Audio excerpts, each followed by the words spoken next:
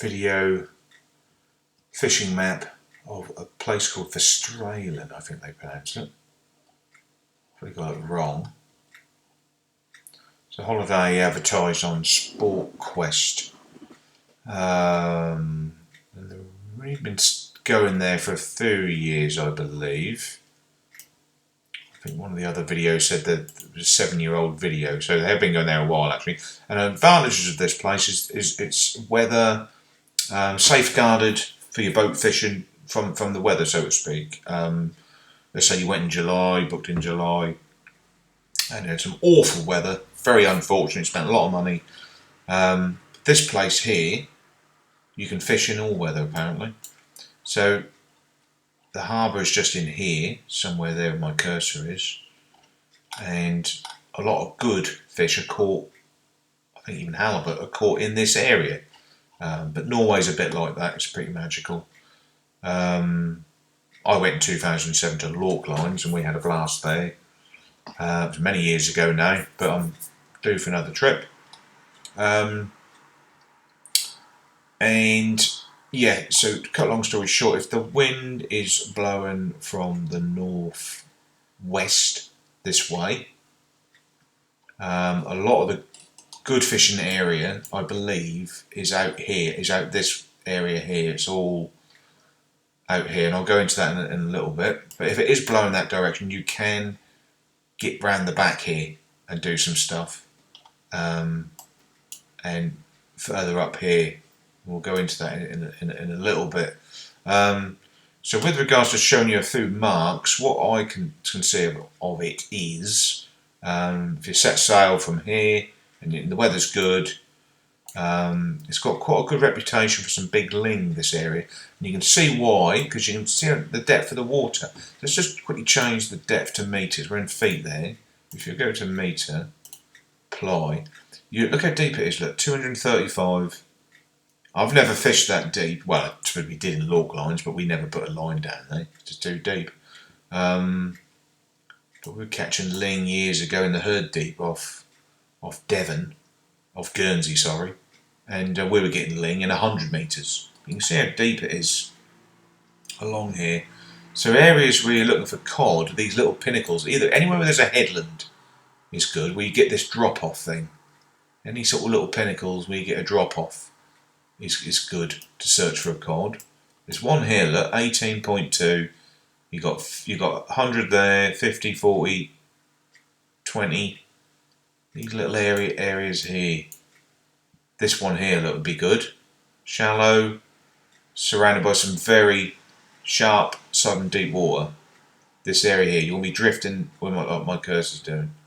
In this area along there. And it's that sort of thing, really.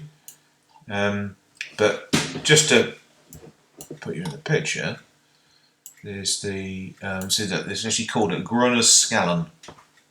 So if you steamed from there off to this point here, right in through the headland there, you've got 32 metres surrounded by, I've got 105, so it's very deep, got 105, 130, and you've got 150 there. So it's very deep, and then it goes to 67 plateau, and then it jumps up to a 32. So these areas here, this is where you'll be. And your usual suspects will be there. Your halibut, your cod, your coalfish, your plaice should all be there. For plaice, they say 10 metres to 50 metres. Target them. So as long as you're within that depth, even this area here, there's no reason why you couldn't get them there. So that, you will not get there on a windy day, so you can forget that. So if it is windy, we're coming back round here, and again, you're looking for these areas of sand where it's sort of relatively deep. That is deep. This is still very deep water here, and there's no reason why you couldn't catch some good cod in this area here, and where it starts to come up and come shallow. They're drifting around this island area here would be very good, and you've got shelter from that wind. Obviously speak with the local guides as soon as you get there. If you can take up some pictures of this online and just, and ask him just to point where he'll just point where you might have a GPS on the boat, where it's already got the waypoints already programmed in, so you might just be able to press on them and that'll just take you straight to it. You might have a map like this showing actually across where it is and got the coordinates on it, as a sort of you can just sort of head off and head in that general direction with just an ordinary sounder. You don't really know. So anywhere where there's a headland and a drop off is going to be good. Sort of bays where you can see a bit of sand and it's a bit shallower, 10 to 50 metres is where you want to be trying for your place. But again, they'll probably pop up anyway. It's quite gear friendly, Norway. Obviously you can lose you enter your paddle tails through lots of fish grabbing it and stuff like that.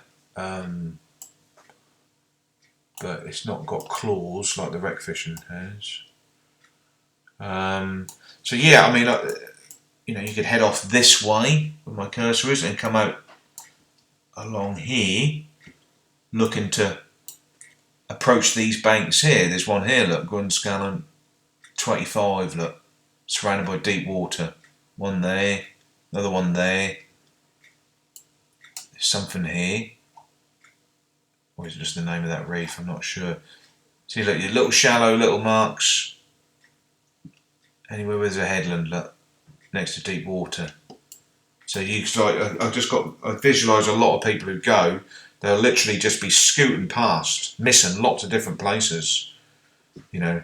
But then again, if a guide's telling you where to go, then that's fair enough. But there's lots of little marks which probably don't really get a lot of fishing, and that might save you some fuel. Do you know what I'm saying? It's all about sort of being economical and trying to make the correct decision making and stuff like that. You know, you don't want to be tearing around. Somebody in your group just says, "Oh, come on, let's go to so and so," and that's miles and miles away.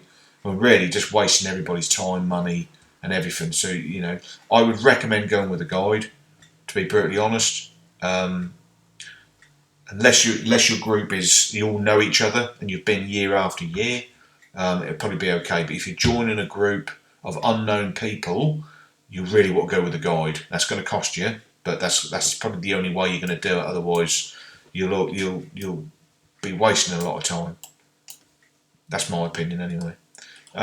Pin Botnin. This is a big area here, deep water around the outside, bit shallower in the middle, with a little 30 metres there. It's all still very deep, but this area here is where they're going to hang out. And these ones here as well, look, they've all got names, look, Scallon. And that's it, so that's Vesterålen, that is. A lot of shelter. I'm not sure where they go for the Ling. Deep water and fishy baits, I would say, for the old Ling. These drop-offs, I would say, the guide will let you know on that. How you get there, I'm not... I think there's a bridge across here, so you probably just drive. Maybe a little minibus, take you into the airport. Bodo up this end. So this is Lofoten Islands along here. Lofoten. There's another spot down here. I'll probably do a video on that another time. But there's loads of. There's a company called Din Tour. If you type that in, there's hundreds of fishing camps. Hundreds. Well, I'd say hundreds. There's probably a good 30 odd. That's a lot. So I'll probably try and do another video on that one. And there's Tromso. I'll stop there. There's Tromso where my cursor is. There's one just around the back of Suroya, and it's called Hammerfest, is it? I don't know, I'll have to look it up. I think it's here.